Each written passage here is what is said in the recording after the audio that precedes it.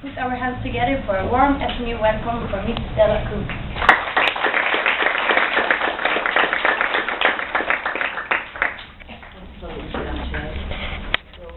Good afternoon, folks. Please excuse me if I sit down. I'm here wearing, as it were, two hats.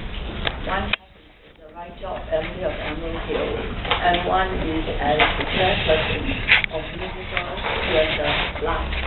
I understand that this, some of this course, some of the students here are about current issues in cultural and business, roughly something like that. So I'm not sure whether I'm going to, how I'm going to start this talk. I think maybe, may I ask how many of you actually have read Emily of Emerald Hill or seen the play? Okay, so we shan't, not a great majority, so we won't be heavily on that side. I will then talk about musical theatre. And how many of you have seen musical theatre in Singapore?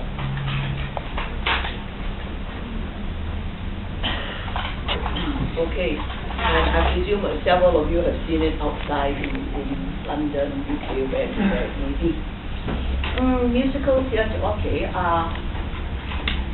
Because this is SMU, I think I can skip that part of the talk which goes, the modern global economy is moving away from manufacturing into the creative arts, and therefore creative talent is being more and more needed, and our current educational system must be retweaked to encourage more creativity in students. Okay, that part of the talk, seen it already. The next part of the talk is musical theatre is in itself a very creative enterprise, which obviously goes without saying, but you might be surprised to know that it's the people who write it. Well, let's see how many creatives are involved in putting up one musical.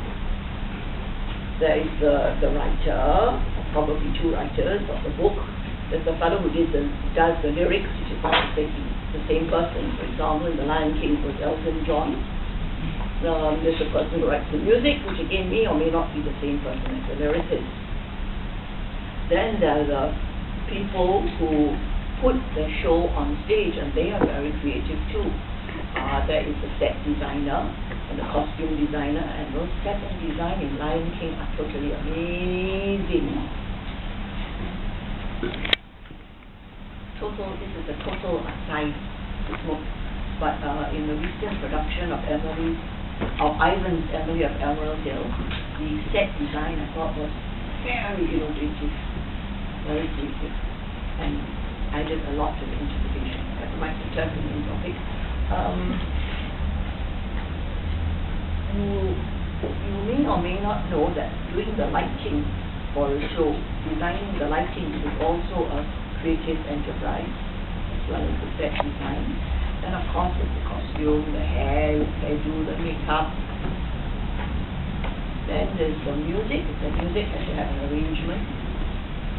Arranging the music which has been written by the composer. Then there's the performers who perform the music positions. And so we're just talking about artists. After that, from an employment point of view, there are very, very many technical people involved in the sound, the lighting, the stage. When you get a musical, which is a lot of SFX, then there's a lot of technical stuff, which is special effects. Then that's so much for just putting the show on stage. Now, how much infrastructure needed to support it in the industry? There's the whole normal infrastructure of the theatre, the people who run the buildings, maintain and run the theatre buildings. There are the people who do the publicity for the show, marketing, advertising, ticket sales. So all in all, the point I'm making is that a musical has a great big infrastructure and quite an impact on the economy. So when a musical like Lion King is happening at the Esplanade, the Singapore government happily encouraging IRs to put up musicals, believing that the musical can contribute substantially to the economy. When the musical is an imported one, like the Lion King, they've imported most of the creativity. Almost all the creative roles are imported. Yeah, some of the marketing is local, some of the marketing campaign is also done by other people.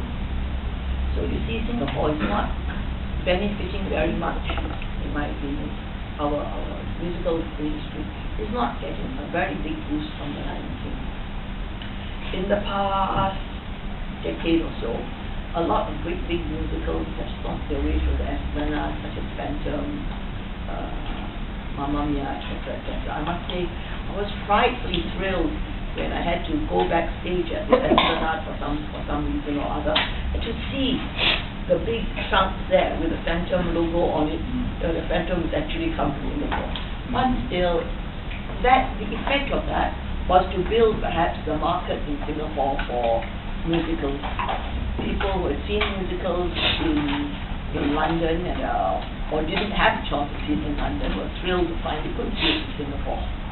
The ticket price is about the same level.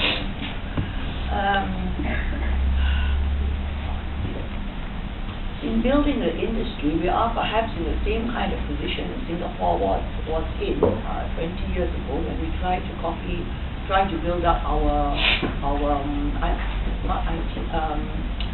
electronic industry. We were building disk drives and so on with technology that was totally taken in from other countries, right?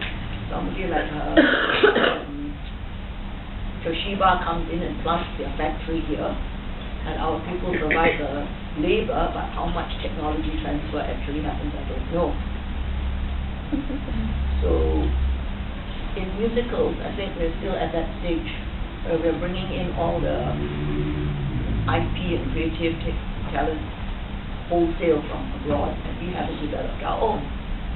So when is Singapore going to develop its own skills for this particular thing, writing musicals? Okay, this is where I come in with Musical Theatre Live.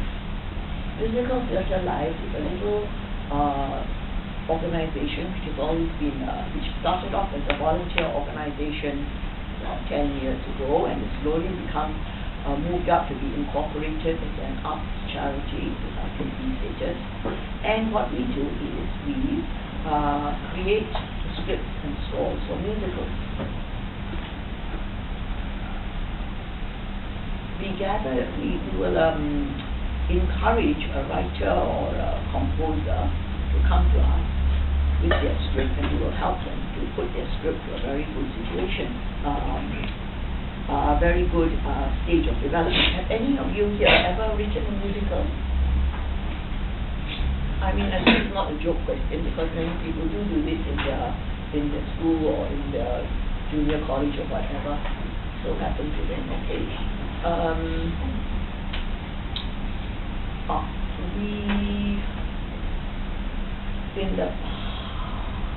In the past decade, we have incubated some 30 or 40 scripts.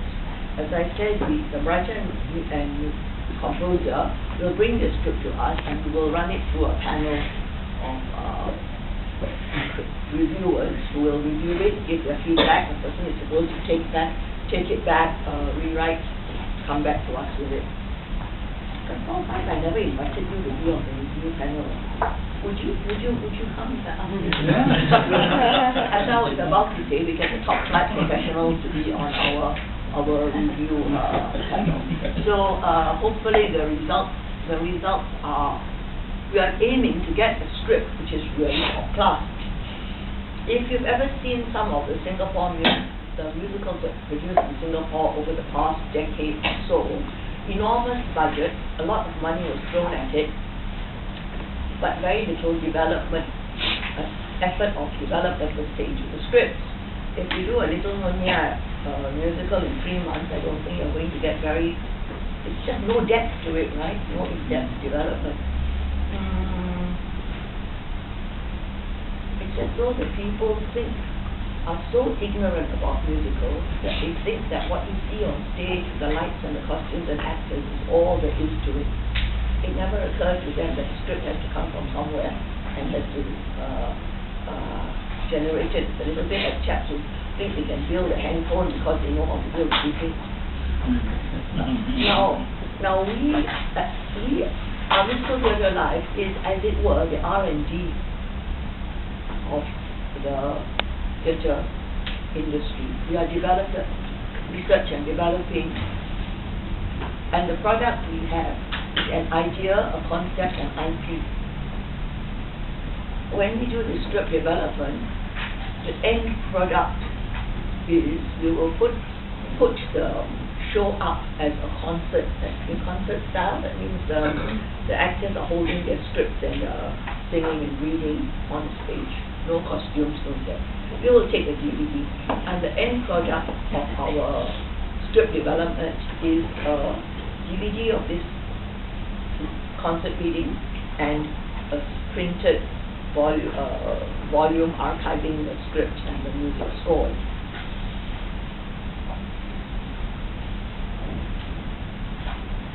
What I'm telling you now, and I see all these young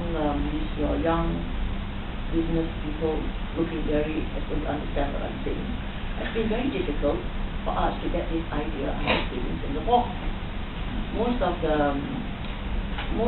the people with money in Singapore also think that a musical is something you throw the money at the sets and the costumes and a good actor, you've got a product. And when we say that we are in the business of musicals, however many times we tell them that we are into writing scripts, we keep saying, when's your next production? How much budget is your next production? Which stage are you at? Which are you at the Astana or the Drama Center? Even the NAC, the National Arts Council, found it very, very difficult to understand that we are not a production company, we're into development. Eventually they gave us a smallish grant for incubating musicals, an incubation grant. And I don't know whether they are going to renew it or not. And they keep asking me how many new writers have you trained, how many new scripts have you developed. Which is a bit like if you ask a research company how many new products have you developed in the past year. Actually, it's not how many new products you develop, right? It's over. Have you developed any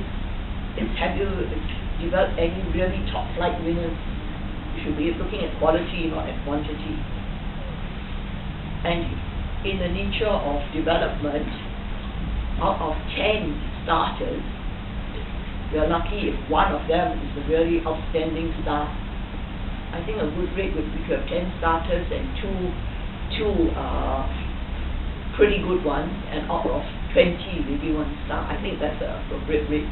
But if people say, have you done 10 this year? And I come to see them, and the one that I came to see was lousy. It's a sampling, something wrong.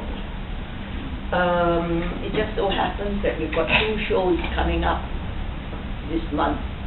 One is, you'll be interested, one is called Casino, making the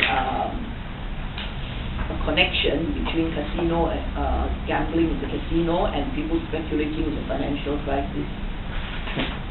The other one is called Madoff, and no need to tell you, it's about Bernie Madoff. These 2 shows are being done in concert format at the Arts House, 30th and 31st this month, and 6th and 7th this month. Just to, again, maybe you'd like to hear what is our business strategy for this. We're not selling tickets. Those hall seats, one hall seats about 80 people, 2 shows. The other hall seats about 200 people, 2 shows. You see, if I try to tell the public, come and see the stage reading, people not selling. If I don't tell them this, if they came in expecting, a great big musical with chandeliers that crash to the floor and things like that, they're going to be very disappointed to see people on the stage holding the script. So I tell them in front. And once you tell them up front, they're not going to pay for tickets because the whole concept is so new to them. The idea, of course, we put up this concert reading so that you can enjoy, you come there, you follow the story from the written dialogue, you listen to these nice songs which are well sung, but we are saving our money in that we don't have to put up the sets, the costumes, and the lengthy rehearsal process. So for us, this is the only way we can manage to put up several such musicals within 1 year. Obviously, nobody can do several $500,000 productions in 1 year, but we are doing these productions and we're spending a few K per production. But like I said, I cannot sell tickets for them. I don't think people will buy tickets for even, maybe $7 is about the most they'll come out. So after the show, I will put up a donation pitch. Please, if you enjoyed the show, please contribute. It's probably slightly better than trying to sell tickets and not getting a full house. So as it is now, the way we're doing it is, we advertise, here's our show, register by email for your tickets, for your seat, which is free. After the show, we will collect donations. And not surprisingly, since it is free admission, we're getting very full houses. So if even half of those people give me, say, $20 donation, I probably came out ahead of the game. I hope not. Remains to be seen. And by the way, talking about government, whether the government is supporting us. We are an arts charity and we are given IPC status. You know that it means that for every $10 somebody gives us, he gets $25 taken off his income tax, taxable income. This does not mean much to students among you. But if people are having a lot of big income, it could mean that if people give $10,000, they get save about $1,000. They might save $2,000 plus on tax, the income tax. So it's attractive. So this is something the government does allocate to us. Which it is natural that the government allocates this to those charities that look after the poor and the homeless and the children, but they also give it to an arts charity. So far so good. The government supports us in this. The downside is that in the wake of certain scandals that happened recently, the IPC's charities get very, very close scrutiny. And first there was the gold tax thing, then there was the monk lending money to people who shouldn't lend it to. So the governance regulations have been tightened up, and the IPC is giving me a very big headache now to comply with all these regulations. But by the way, so it shows you that when the Singapore government like that, when they help you, there are always a lot of strings attached. In this case, well-intentioned strings to make sure you're not defrauding the taxpayer and using the taxpayer's money wrongly. And also right now they are overreacting. Every time they have a crisis like Renchi, whatever, they will pour in a lot of regulations and enforce them. After about 5 or 6 years, hopefully the pendulum will swing back and they will loosen up a bit. That's how it goes. What else have I not told you? So that's how Musical Theatre Limited operates. So, okay, the final thing to say, to tell you about our business model, is that, as I've pointed out, we do not rely upon ticket sales. We are not really a production house, so we cannot totally rely on what is known in the theatre industry as bums on seats. Bums on seats means that you get your business by packing people into the theatre. Even if you have to give them all sorts of incentives to come in, as long as they come in and sit, that's your thing. But we are not doing a theatre seats model. So only in the past few months we're trying to move towards a philanthropy model, going to the philanthropist to ask us, please give us money to support this cause. In the past decade, the only philanthropy we got was from the government, because about 20 years ago or 10 years ago, the money from the NEC was quite big, quite enough to keep us going. But I don't know why in the past years it got smaller and smaller. Where we used to get 20,000, we now get 7,000. So cannot survive.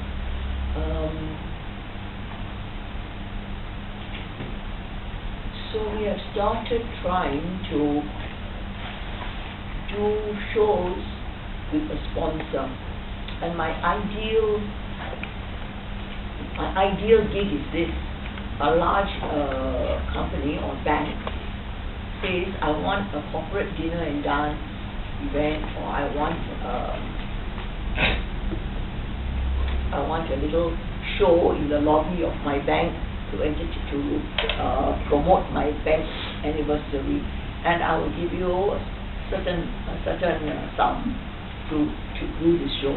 So we do the show for the sponsorship, and in case as the musical theatre live, the kind of show we ideally do is a 15-minute mini musical, of which we have a few in the catalogue, and a few songs, original songs from the musical.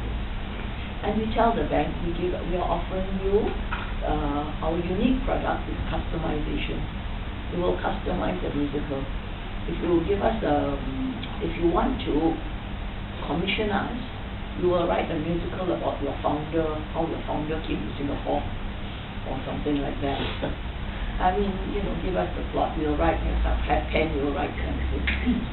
So that is what we hope is our unique edge over many other event companies. We are, in the end, not an event company, not a production company, but a writing company, and we're looking for ways to a business model to keep ourselves surviving. You might want to know how much I need to survive. I got a one part-time office staff, 2 days a week. I have a free cubicle in the arts house. The space is a cubicle, it's a desk, slightly bigger than this desk. That one is coming to a halt, and I'm applying for another arts housing, which will cost me about $300 a month. If I could have the money, I'd hire a business manager who would run around to all the banks asking them to commission us. So I have a chicken and egg situation, no business manager, how do I get to work? So, all your business planners, I think your turn now. You can ask me questions, you can give me a suggestion. Tell me, you can volunteer to be my business manager.